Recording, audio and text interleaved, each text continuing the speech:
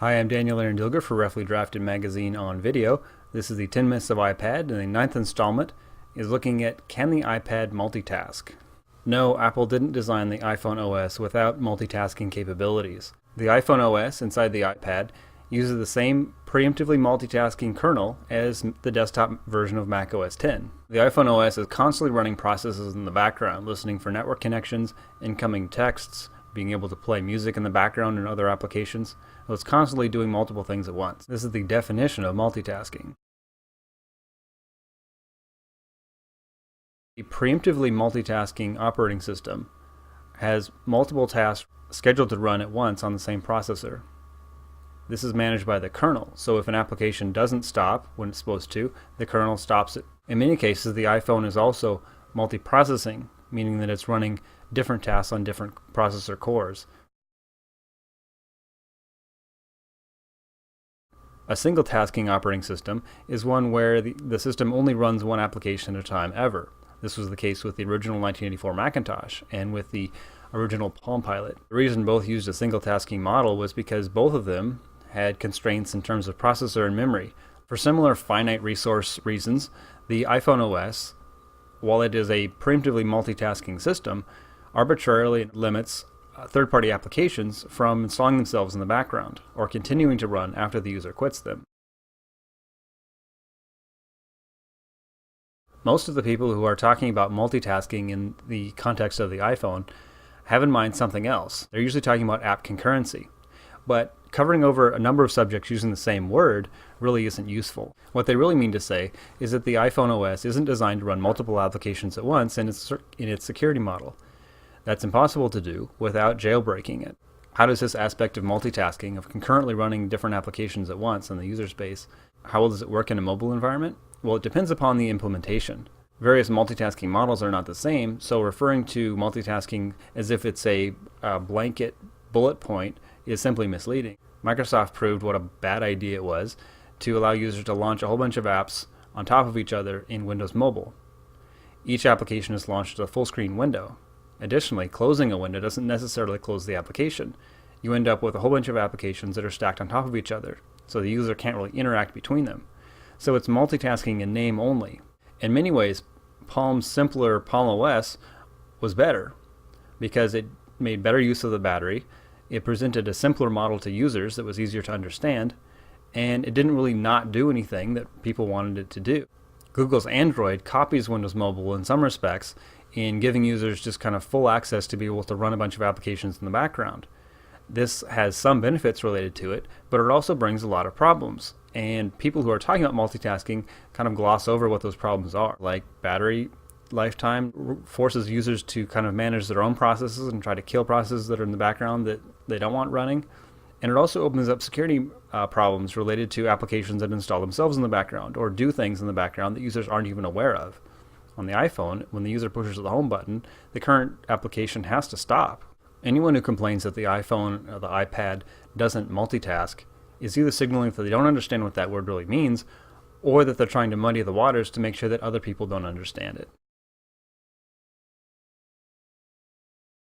When Palm developed the original operating system of the Palm Pilot 15 years ago, it licensed an operating system kernel from a third-party developer in a single tasking configuration.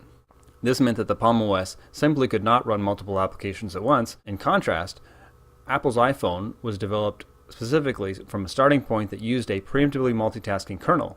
On top of this operating system, Apple built a third-party development sandbox that runs each app one at a time. This simply prevents applications from running in the background whether they are trying to do something useful or whether they're trying to do something malicious. The only way multiple concurrent applications can be run on the iPhone or the iPad is to jailbreak it, which breaks the kernel security system and allows users to launch as many apps as they want.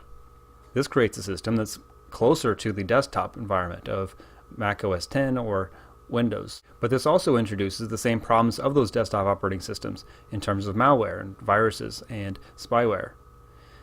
The iPhone doesn't have those problems because there's no way to install that type of malware on it in the background. The Mac desktop is largely protected from malware problems because in order to install background processes, a user has to authenticate as an admin user. Additionally, if there's some sort of malware user installs accidentally, it's pretty easy to uninstall any applications and clean up any problems that are there. On the Windows desktop, it's not only easier to install things without realizing that you're doing it, but it's also much more difficult to clean out problems once they've been installed. This is largely a problem due to the Windows registry. Forcing users to manage their security in a mobile environment makes even less sense. Without the vigilant security model in the iPhone OS, background applications could do things like spam in your name or at your own expense using SMS. It could also use GPS to report your information of where you're at to a malicious follower. Additionally, it could expose your personal contacts, calendar, and other information to another user. So the risks involved in a mobile environment are actually greater than a desktop environment. In developing the iPhone and the iPad, Apple looked at what users really want to be able to do and what they don't want to have to do. In contrast, Microsoft and Google have essentially taken the desktop environment and brought it to a mobile device without really rethinking anything. That's created an illusion of greater utility, while at the same time bringing in issues related to security and usability and management complexity that don't really need to be there in the mobile environment. Most mobile users are not only unaware of this, but they also lack the security credentials to adequately manage this on their own. And they shouldn't need to. The issues that we didn't address on the PC desktop resulted in a multi-billion-dollar problem in terms of spyware and adware and viruses. And while it doesn't do much good to think about those things in retrospect, we do have to think about what we're going to have on the future in the mobile desktop. Apple seems to get this, and Microsoft and Google don't. While Apple's mobile-optimized iPhone app model makes a lot more sense for users than Microsoft's attempt to just dump the PC desktop on mobile devices, there are some exceptions that the iPhone's model originally didn't anticipate. The first and most prominent is that applications working on the iPhone, a lot of them have some reason to stay alive to listen for incoming updates or news or requests for their attention from an outside service. Apple accommodated this in the notification platform, which allows developers to work with Apple's server so that the operating system on the mobile device itself can listen for incoming updates and then simply badge those applications so they don't have to be running. The user can then respond to either the badge or a pop-up indication that some new notification has come in and open the app themselves. This allows apps to respond to external information without having to sit in the background listening and at the same time consuming memory and processor time.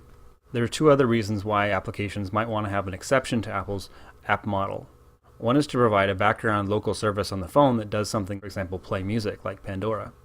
Another example is something that wants to interact with an outside service and publish new information instead of just receiving it. That can't be done with notifications. It's widely expected that Apple's iPhone 4.0 will accommodate the ability to run specific applications in the background. Even if that doesn't happen, there's a variety of things Apple could do to accommodate users' needs. One of those things is to take a service that people want to be able to do, for example, Pandora being able to listen to internet radio in the background, and include that into the iPod app itself, so that third-party applications can present their own user interface and tell a background process to do some sort of task, like listen to music in the background. That way, when the user quits the application, the background task continues to play it. A variety of the few other needs for multitasking could similarly be rolled into the operating system so that the system itself is performing those instead of third-party apps. And the other benefit to that is that allows the kernel to be aware of what's going on and to manage resources as needed instead of just giving applications all the resources that they demand and kind of stealing that from the foreground application. So what about the blazing fast iPad? Well, when I was using it, I didn't have any immediate sort of feeling that I needed to run multiple applications at once. Being able to immediately quit an app and then relaunch another app quickly allows you to go back and forth between apps to, for example, copy and paste data. So the idea of needing to do desktop-style multitasking on the device just because it's a bigger screen doesn't necessarily hold up. If Apple had made a bunch of easy kind of populist decisions to please pundits first, it would have resulted in the iPhone and iPad inheriting a lot of the same problems as Windows Mobile and Android. As it is, customers now have a choice. So that's segment 9 of my 10 myths of iPad. Look for me on Twitter at Daniel Aaron, and I'm on Facebook on the Roughly Drafted page. And of course, my website is roughlydrafted.com, so come and leave your comments and opinions.